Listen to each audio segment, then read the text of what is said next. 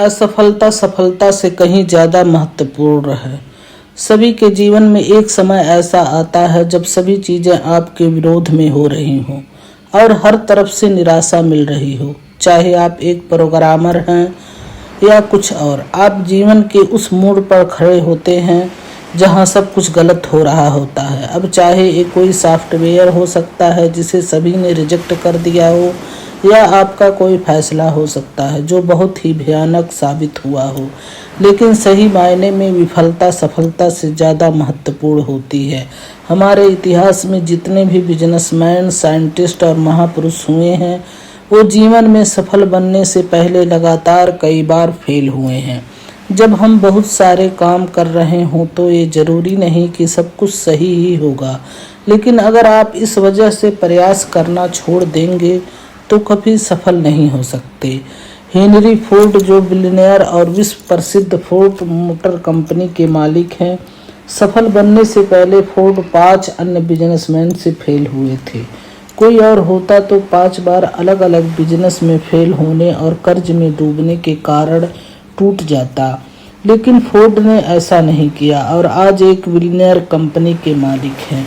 अगर विफलता की बात करें तो थॉमस अल्वा एडिसन का नाम सबसे पहले आता है। लाइट बल्ब बनाने से पहले लगभग 1000 विफल प्रयोग किए थे।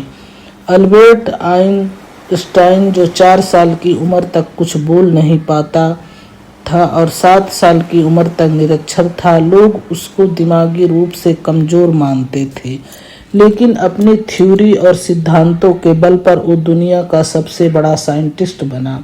अब जरा सोचो कि अगर हेनरी फोर्ड 5 बिजनेस में फेल होने के बाद निराश होकर बैठ जाता, या एडिसन 999 असफल प्रयोग के बाद उम्मीद छोड़ देता, और आइंस्टाइन भी खुद को दिमागी कमजोर मान के बैठ जाता, तो क्या होता? हम बहुत सारी महान प्रतिभाओं और आविष्कारों से अनजान रह जाते।